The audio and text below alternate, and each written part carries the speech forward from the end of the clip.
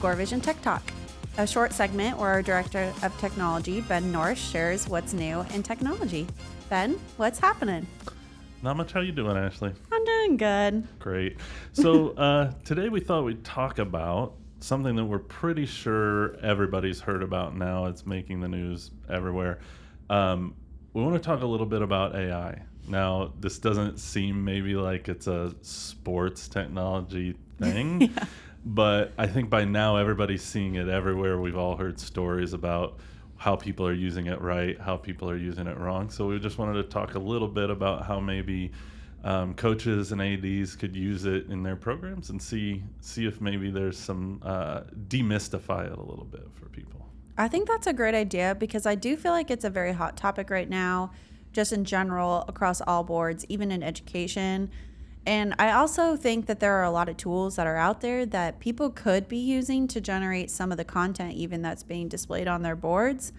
And potentially even more than that. I mean, game scripts maybe? I don't know. Yeah. So I think that's a great point. And we can talk about all the different ways that we might be able to use it. I know you and I talk about using it here in the office and kind of the do's and don'ts. I tell you all the time, oh, hey, you don't want to use it that way. So I do think there's maybe some people having caution about it. I think that's a good thing. I think it's healthy to be a little skeptical, but I also think maybe there's some people who've skipped out on it just because it's a little bit scary if you don't know what the limitations are. So yeah, you kind of just have to go into it knowing that it's not perfect yet, but I do feel like even just using it right now as a practice tool probably also isn't really hurtful either. I agree. I think well, let's just talk about it a little bit. You mentioned generating graphics for like an in-venue show.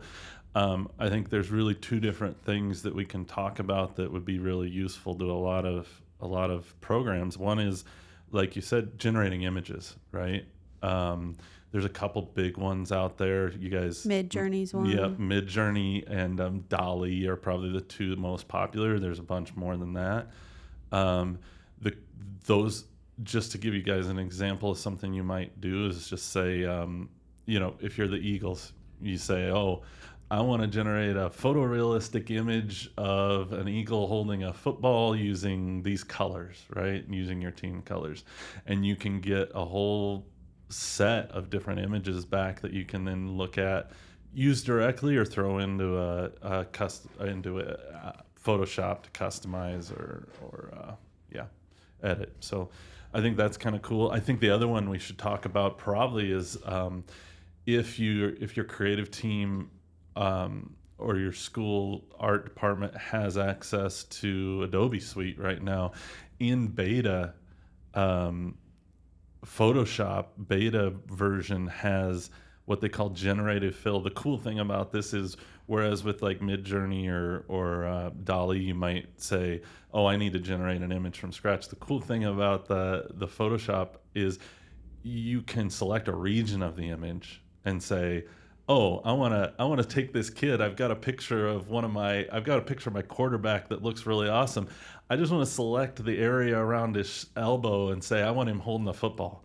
And it can generate an image of them holding a football. It's really cool to be able to just selectively edit and change things. So I think that's pretty neat. I have not touched that tool yet in Photoshop, but I know that some of the guys in the office have because I remember there being images floating around that were pretty hysterical. Yep. So you got to be a little careful. It's pretty easy to quickly verge into the inappropriate. But and then the other thing we can talk about a little bit is for text, because that's the other big thing. And so you guys, everybody's heard of ChatGPT by now. The other one, DALL-E and ChatGPT are by a company called OpenAI. So those two tools kind of share a dashboard, share an account.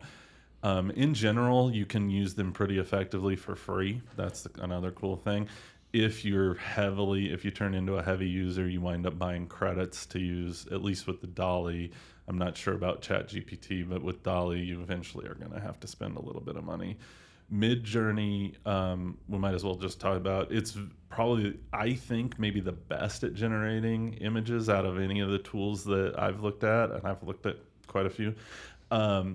It's got a little bit of weirdness in that if you not familiar with Discord, the chat app Discord, its interface is via Discord, which is a little bit It is odd. so strange. You sign up and add like a chat bot to your chat, and so that's a little odd. But And they force you into the newbie channels like right when you sign up too, which is also like, this is weird. Why am I posting this image I'm generating in a chat with people I don't know? Right. So once you get past that, though, I think the Yeah. stuff you generate is amazing. So It's better than some of the other ones. I've actually tried one that was called Stock Image AI, and it was okay, but it wasn't. I wouldn't say it was anything like Midjourney. Yeah. It had a lot more glitches to it, a little bit less effective. Like when I was getting images back, for example, like I typed in a simple one that was like basketball or picture of a guy shooting a basketball. Yeah. And I like got it back where like his face was a little warped. Yeah. Like weird things. There's always the possibility of some weirdness. Now, I was just going to ask you, what have you found yourself using the image stuff for? I've used it a little bit for social media every once in a while. I think that's a great use for it because you can just get little bits and pieces out of it. I honestly really should start using the Photoshop version of it more because I think that would be hugely beneficial for our team. I know our graphic designer has used a lot of it too, but quite honestly, the thing I probably use the most for our team right now is ChatGPT. Okay. Yeah. Because I just hate it's sometimes when you write so often, it's like when you're sending an email or you're doing a blog post or whatever, it's like I need to just get the foundation there. The only thing that I will say that you can't use ChatGPT for is when you're trying to connect with the audience. So like the emotional factor a computer just can't convey. But I'll even use it to like get words that will describe something that maybe I'm just struggling to find that exact word that I'm looking for. And so I'll say like, hey, ChatGPT, like give me a couple words for the fan experience and it'll list them all out, you know? Yeah, I think that's great. And that's kind of what I wanted to talk about too, is both the other class of tool, because we've talked about Midjourney and Dolly. The other class of tools, obviously text tools, and what they're good for and what they're not good for, right? Because I remember early on when we were talking about these, you came to me and you said, Ben, this was awesome. I used ChatGPT and I asked it something about how many schools do X, Y, and Z. And I said, okay, Don't well, use pump it the that brakes way. a little bit here. You don't want to use it that way. You can't stress enough that these are not search engines, right? They don't specialize in getting you the right information. They specialize in getting you things that sound right. And that's an important distinction. Yeah, there's a lot of lawsuits out there right There's now for that lawsuits. exact reason. I think there's a couple of lawyers in New York that may not be lawyers anymore because they did not understand what they were doing, and they asked ChatGPT for case law on a case that they were working on, and then they doubled down when the opposing counsel said, hey, we can't find these court cases anywhere. Turned out ChatGPT had just made up court cases from scratch that fit what they were asking. That's terrible. These guys actually doubled down and then said, when they couldn't find the court cases themselves, they said, well, ChatGPT, can you just give us the text of these court cases? So ChatGPT happily provided them with non-existent court cases. So just keep that in mind. They're not about finding facts. No, don't be using it for contracts. Right. Yeah, don't be. Although I will say one thing that we used it for pretty successfully, not at, it was for a friend of mine. It wasn't for anything at ScoreVision, but what it was, hey, I need a privacy policy, Yeah. I want a privacy policy. Here's the name of my company. Here's some points that I want in it. And otherwise, I just kind of want it to be boilerplate. For those boilerplate kind of things, it works great. So, if you're talking to an athlete and you have, like, if you have an athlete who's performing poorly academically and you need to write some sort of agreement for them, you could consider using it for something like that. If you don't already have that language, formalized somewhere, you could consider using it for that. Just read through it, make sure that it didn't put anything in there that you don't want in there. I would say it's kind of cool because I would say ChatGPT is good it's good for proofreading, right? Like, it can fix language for you. I take it as like a foundational tool. Yes, take it as a foundational tool. So you can either feed it full text and have it fix your grammar mistakes, or you can do it the opposite. you can say generate something and then you fix it for ChatGPT or for Bard. I don't know if I mentioned Bard is Google's version. I really actually kind of like Bard. And Do you think it's better than ChatGPT?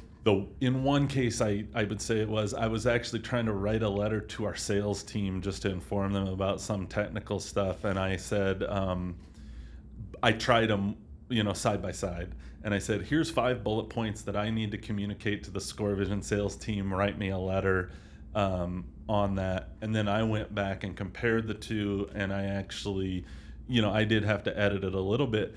But ChatGPT used what I wrote a lot more verbatim than Bard did.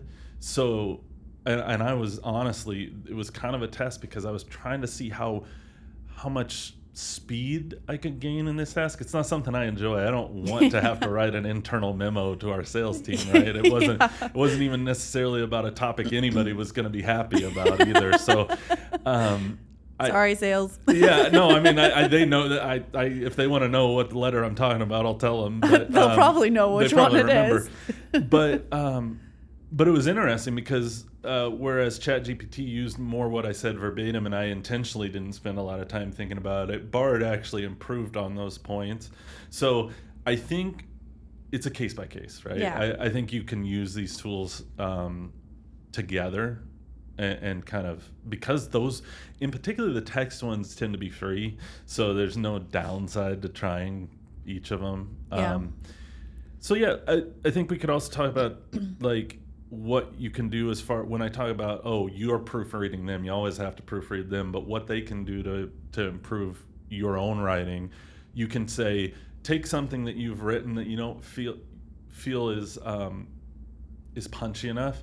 An example, David, he was listing something on Facebook Marketplace and he said, this is boring. And it was well written, but he takes it and pastes it into ChatGPT and says, hey, make this funny, right? Yeah. You can do things like that. If you have announcements for your department or for one of your programs, and you want to write it quickly, really informally, you can say, hey, take this and put it in more formal language, or vice versa.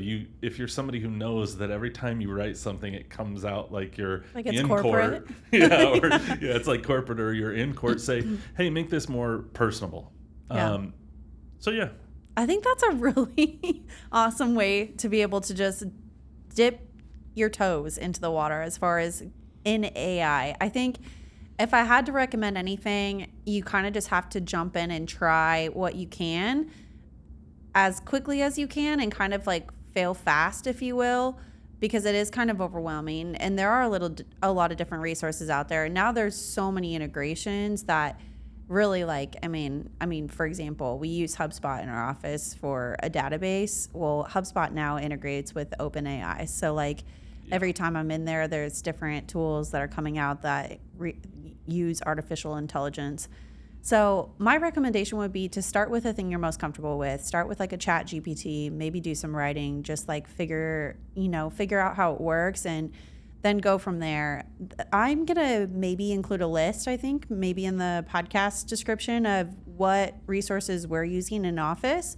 And if you want to give those a try, you can. They range everywhere from copy written and ChatGPT all the way to voice creation and photography and video and all of that fun stuff. So you can take a look at all those, and we hope that you guys find this segment helpful as we launch it. I guess send us if you have any topics maybe that you're interested in hearing about from a tech standpoint. We can do our best to do some background research on them and maybe give you a quick review on them.